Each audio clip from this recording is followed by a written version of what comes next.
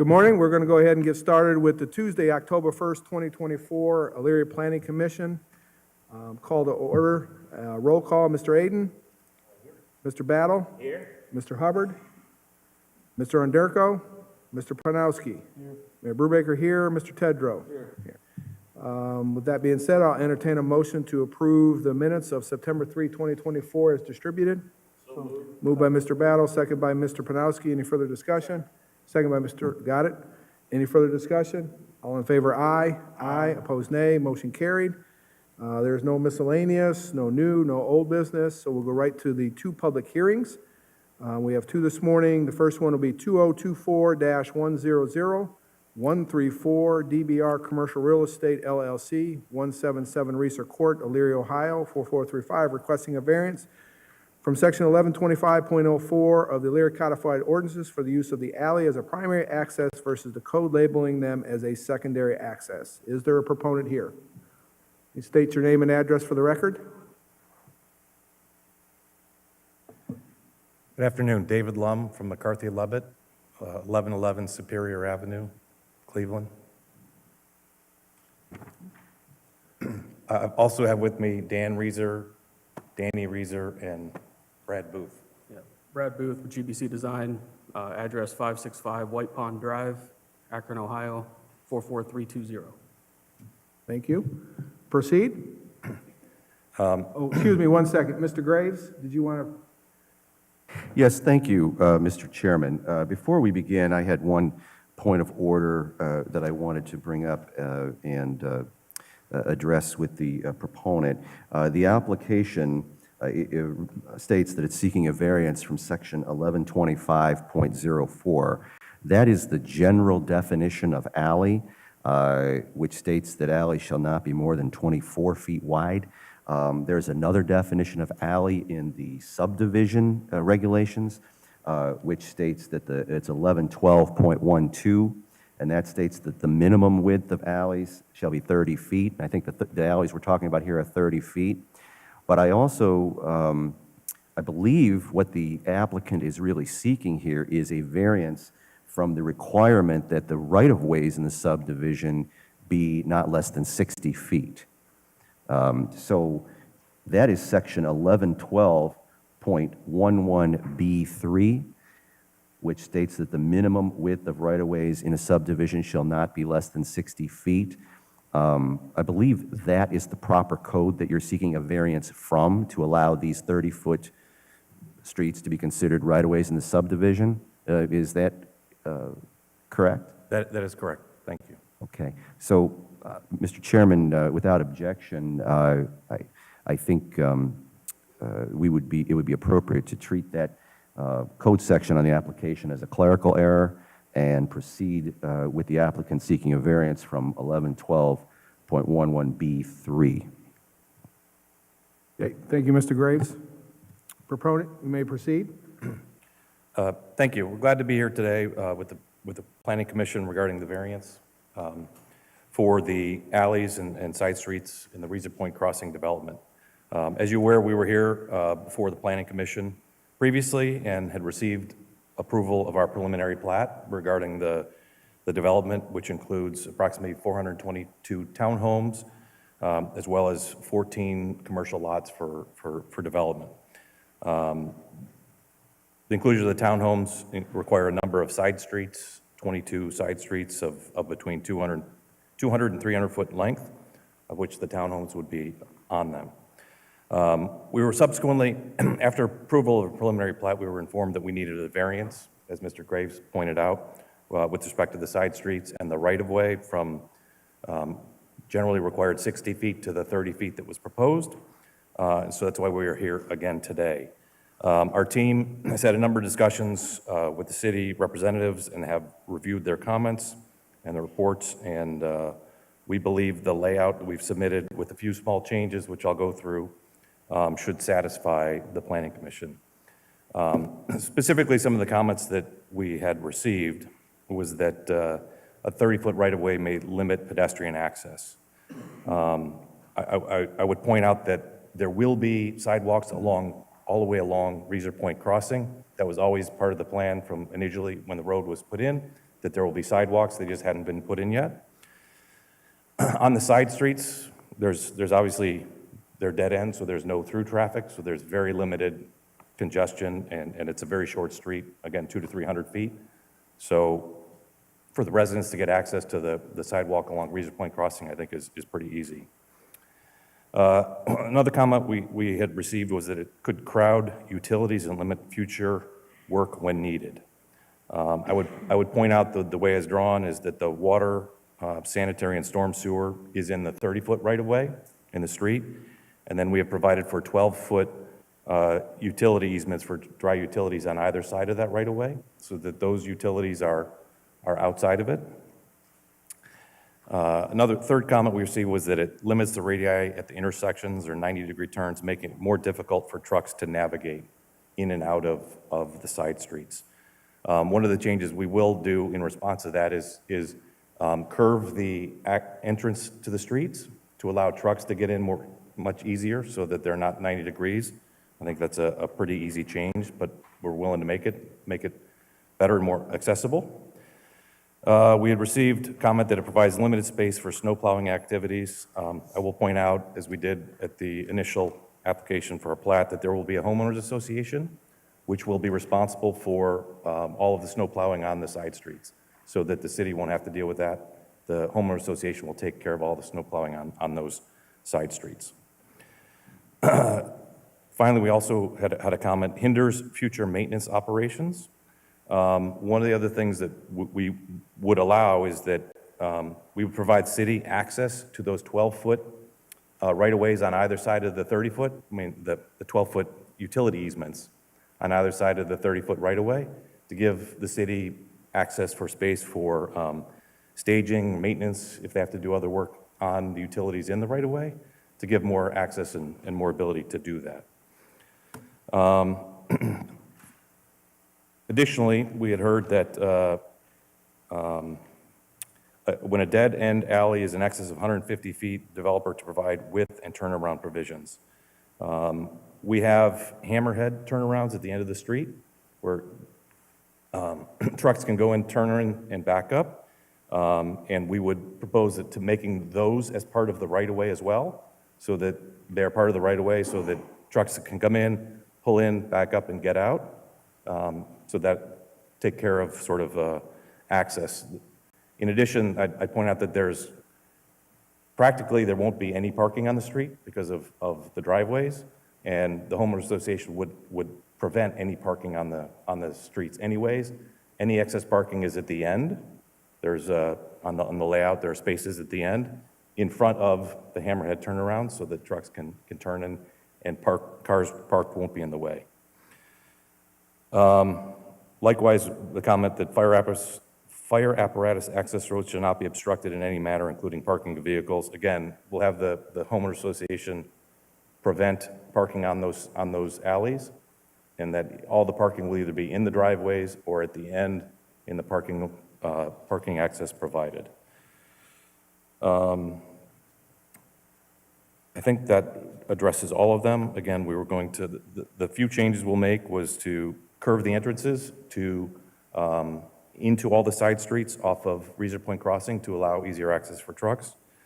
We'll provide city access to those 12-foot dry utility easements on either side of the 30-foot right-of-way to give them room to operate on the utilities and stage, and also make sure that the hammerhead turnarounds are part of the right-of-way for the city access. So we're happy to take any questions or answer any of the questions you have regarding the proposals. Okay, thank you. Let's go to staff reports. I'm going to jump over to Mr. Schneider from engineering. Thank you, Mr. Chairman. Engineering is not in support of reducing the right-of-way from the 60-foot requirement down to 30-foot. By reducing it, it's going to create a lot of challenges in the future.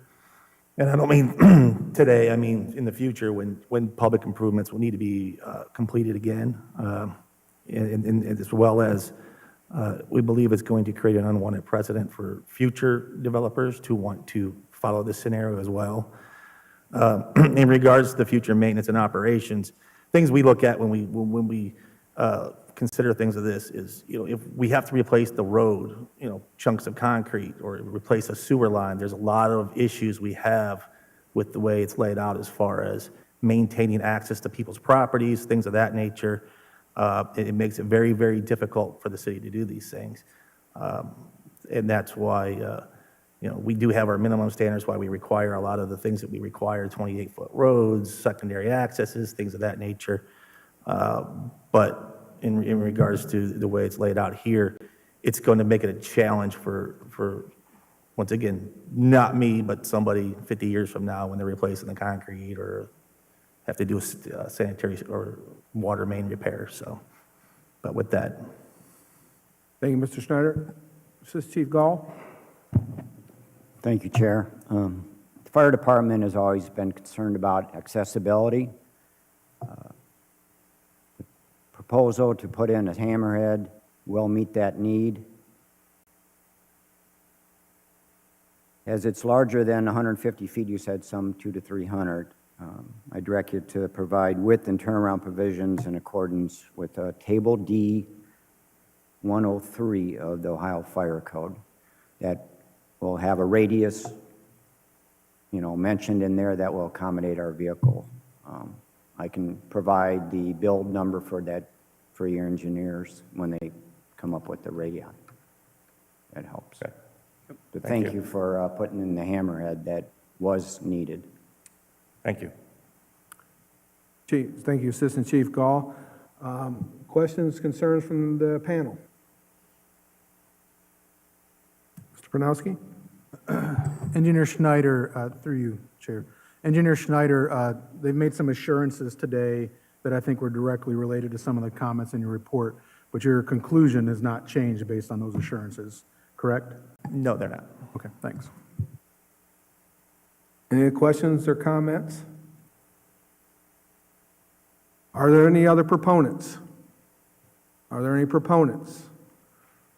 Are there any proponents? Are there any opponents? Please step to the microphone, state your name and address for the record, please.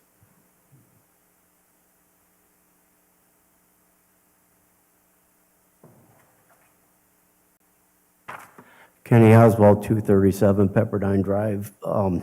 I have to agree with engineering. When I look at the drawing, I understand you're trying to squeeze in as many lots as you want to get over there, but the problem that's going to occur on down the road was a lot of our garbage trucks, our sanitation vehicles, the police, the fire, school buses. It's just not a good idea to have a vehicle pulling in and then possibly having to back out, whether it's snow or whatever, emergency vehicles. I don't know why we just can't have a road at the end so that it could be a U-shaped and turn around and go from street to street on the backside. Also, it makes things so much easier. And then on the backside, which would be the east side of that street, you could put your parking that you want for your extra parking on down the road for, the amount of cars that are going to be needed for the homes there. But here again, I think it's just an accident waiting to happen again, doing something like that. I don't understand why it would be so easy just to put that street that would run north and south, and you would have to worry about any of your issues with your trucks coming in and out. They wouldn't have to back out. So that's my suggestion. So thank you very much. Thank you, Mr. Oswald. Are there any opponents? Are there any opponents? Are there any opponents? Seeing as none, is there anything else from the proponent? Yes, Mr. Chairman, thank you. Mr. Snyder, on this 60-foot right-of-way, there's probably a little confusion with some people talk about right-of-ways versus actual roadway inside that right-of-way. But if we went to a 60-foot right-of-way, do you have any problem with dry utilities being inside that right-of-way? Ideally, it's not the ideal situation, but we have plenty of roads with 60-foot right-of-ways which have the other utilities in there.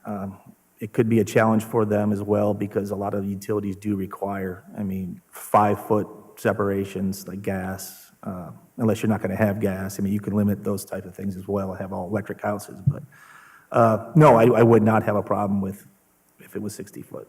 Okay, you know, we could kind of let you guys, or you pick which way you want to go, whether it's a 30-foot right-of-way with a 12-foot easements on outside, or a 60-foot right-of-way. Either way, it's the same. Because I think here in the city, probably 70% of the houses that have been built over the years are that way as well. But to us, it doesn't make a difference either way. So whatever you'd prefer to have it be is fine with us either way. I would point out that a 60-foot right-of-way still would require a setback. That would be an issue. I mean, as long as, you know, you still have a 20-foot setback for the frontage of a house. I mean, this is Daryl, unfortunately, the chief building official isn't here today, but that was something that he would want. So you are going to space them further apart is what it would lead to. So, Part of the reason David Lum, you know, we've effectively given the city, in our proposal, the 30-foot right-of-way, and then access to 12-foot surface on the easements on either side, so it's effectively 54 feet wide, to allow the staging for, you know, if the city had to do work on the road or the utilities under the road, to give, you know, 12 foot on either side access for staging areas. So I think what Dan's point was, whether it's a right-of-way or a shorter right-of-way with the surface rights over the easement area, we've tried to provide the city with as much space as possible. I would also comment with respect to the precedent setting. I would point out that this is anything but a usual development with the history of what happened here and the road being put in and then the litigation and the problems and all of the things that have happened to get us to this point. And we're trying to take what is now a troubled piece of property and turn it into a beneficial use for the community and for everybody, right? And part of that is putting in enough construction and improvement to pay for all of the history of the things that have gone into the development, including the fixes to fix that the city and developer have agreed per the settlement agreement that have to be done to fix the flooding to make it a development project. So we've tried to, obviously, we're not within the code, that's why we're here for a variance, but we've tried to address all of the concerns to the extent that we can and still be able to provide a beneficial development.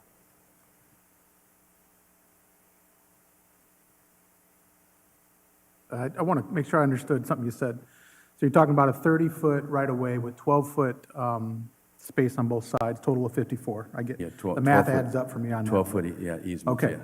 so, but John's talking about a 60-foot right-of-way with 20-foot setbacks on both, so that's 100 feet, right? What am I missing there that, I mean, because that's 100 versus 54 is quite a bit different. I understand you're trying to say 54 compared to 60. What am I missing there? I want to make sure I understand that. Please, yeah, if you got an explanation, that's what I'm Brad looking for. Booth. Brad Booth with GBC. In concern with the setbacks, the building setbacks, I believe under the zoning that we are currently in, it does not require a specific setback. And that we're providing 25 foot off the edge of pavement. That's not off of the right-of-way. So I think that might be a confusion as well, that if we go to a 60-foot right-of-way, does that kick us into a new zoning that would require setbacks? Or? that, unfortunately, with Daryl not being here today, that would be the person who could answer the question. But when you typically have right-of-way, you have to be 20 foot off the right-of-way. It's not based off of the roadway limits. I mean, it's off of the right-of-way. And unless you're in the downtown area. I mean, there's very few areas in the city that have a zero setback as far as, and those are typically in commercial districts, downtown. I believe there's some on Cleveland Street, but those are the only areas I'm aware of. All right, so that's why my thoughts are, the right-of-way we've requested plus the 12-foot easements on both sides accomplishes both of those. It accomplishes any potential issue with the setback. It also accomplishes having extra space to be able to work outside of the roadway if there's work that needs to be done on any of the utilities. And there's plenty of spacing to space out the gas, electric cable, and anything else that goes in there if we do it that way. That's why the variance is being requested, because it makes the most sense for this application. And if there is a setback issue, that solves that issue by going with the 30-foot. The road's still going to be the same size road, it's just the right-of-way we're talking about. And having the right-of-way with the easements to allow all utilities going there, which is, all the way back to neighborhoods everywhere. A lot of them are like that, where they've got pavement, they've got 30-foot right-of-ways, they've got easements.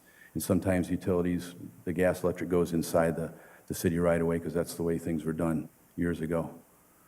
So that's what we have there is a 30-foot with 12-foot on both sides, which in fact gets us to 54 feet.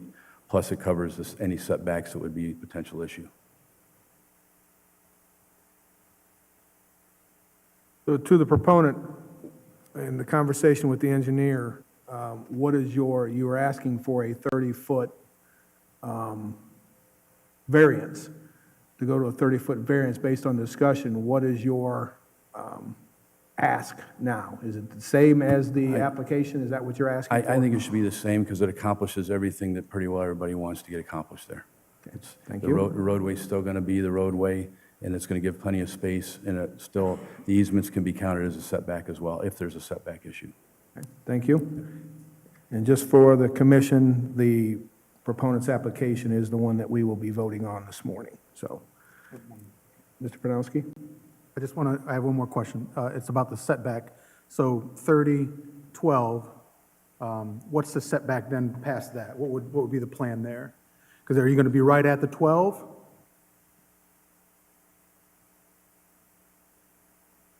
Brad Booth, again. Right now, the way that it is drawn up, we have a 25-foot offset from edge of pavement to the face of the building. So is that So you would 25 have minus another- 12? What's that? Would it be 25 minus 12? And so you'd look at like a 13 feet back from there even? Yeah. Okay. Something like, yeah. I'm just trying to visualize it because the map isn't the best No, indicator I- for spacing, right? So, all right, thank you. Any other questions from Mr. Aden? And just one question and the reason that you just use I guess it's called a hammerhead, and not a connecting road like the councilman was recommending or talking about, was there a reason for the hammerheads as opposed to a connecting road as Councilman Oswald was talking about?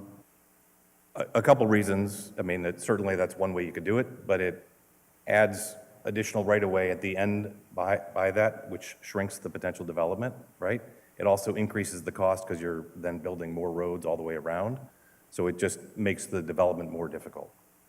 So we tried to comply with the fire chief's recommendations about having hammerhead parking, no parking on the side, on the streets, and then if there's going to be additional parking, we've provided parking spaces at the end, which are part of the HOA. They're not part of the dedicated streets, but the hammerheads will be part of the right-of-way and dedicated so that there will be access. Any other questions from the commission? Mr. Graves? Mr. Chairman, the applicants made a number of assurances to the Planning Commission today designed to address some of the concerns raised by engineering. I would just recommend that if there were to be a motion to approve, that it would be contingent on them meeting all of the assurances that they've given the Planning Commission today to address curving the entrance, no parking, et cetera, some of the things they've assured the panel today. Yes, thank you, Mr. Graves. Any other questions from the commission? Seeing as none, I'll entertain a motion to approve, find my public hearing number 2024-100134 with the assurances stipulations as made by the proponent. Do I have a motion to approve? So moved. Moved by Mr. Tedder. Do I have a second? Second by Mr. Aden. Any further discussion? All in favor signify by aye. Aye. Opposed, nay. 4 ayes, 1 nay, motion carries.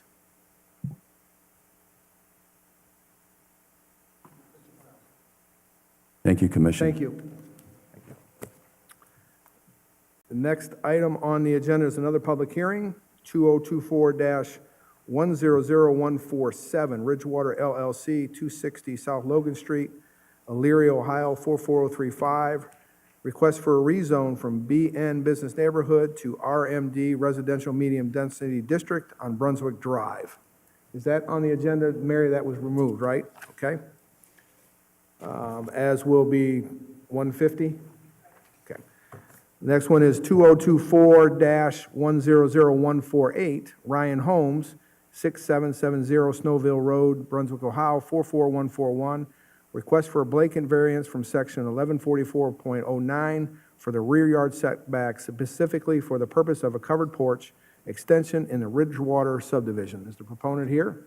Please Yes. state your name and address for the record. Cody Bruce, 6770 West Snowville Road, Suite 200, Brecksville, Ohio, 44141. Please proceed. Yes, so we are seeking a variance to the rear yard setback for phases 6 and 7 of the Ridgewater subdivision.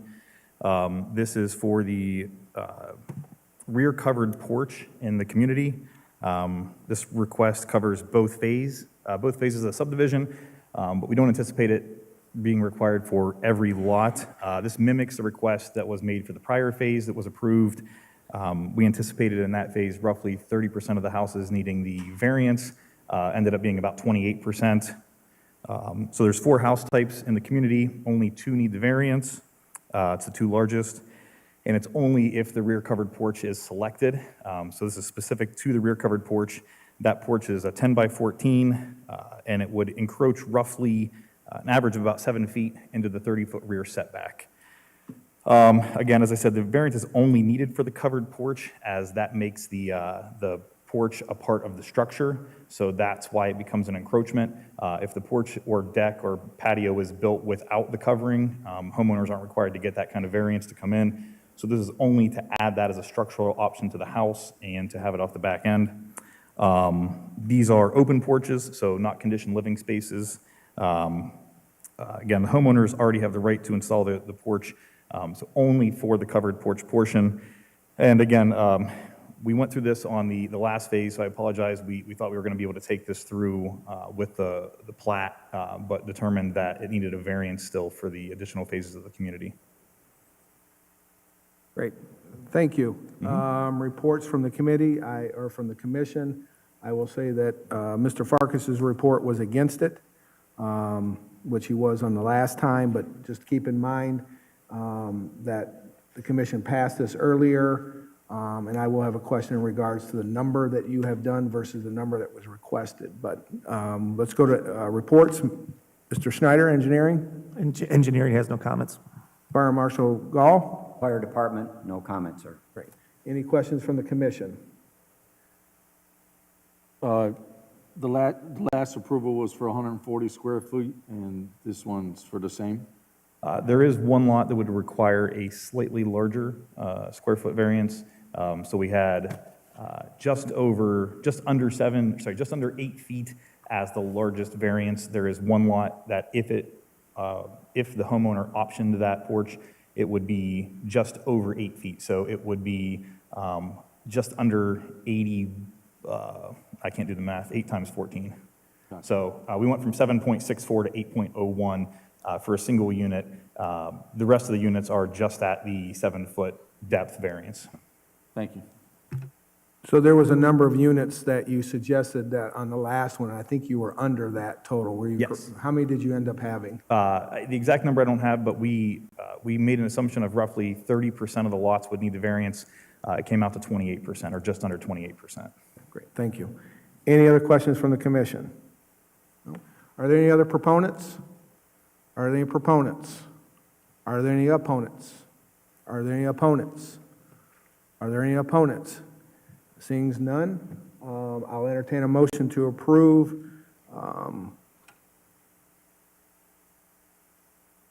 this case as recommended, 2024-100148. Do I have a motion to approve? Moved by Mr. Tedrow, second by Mr. Aden. Any further discussion? All in favor, aye. Aye. Aye. Opposed, nay. Nay. 4 ayes, 1 nay. Mr. Panowski was the nay. Motion carries. Thank you. Thank you.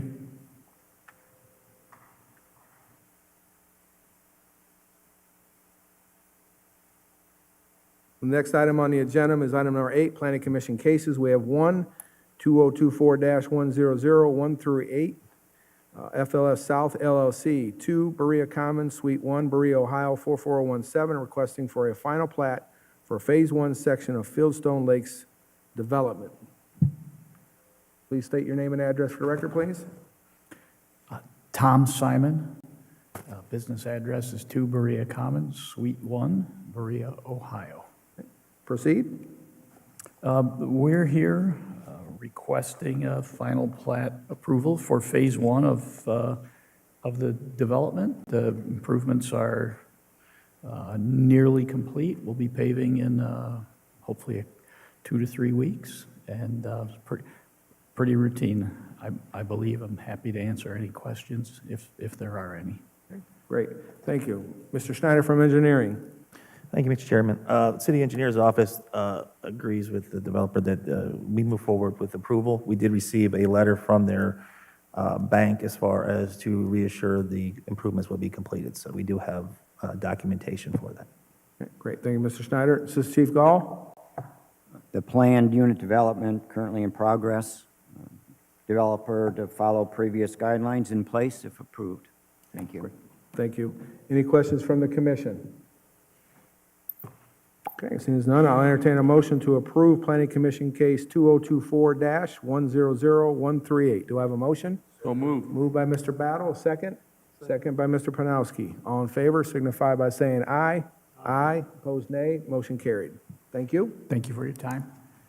We have several summary reports for design review applications that have been approved and sent to you. Are there any staff or commission reports? All right, seeing none, our next meeting will be November 5, 2024. Seeing no further business before the commission, I'll entertain a motion to adjourn. Moved by Mr. Aden, second by Mr. Battle. All in favor signify by aye. Aye. Opposed, nay. Motion carried. Meeting adjourned. Thank you.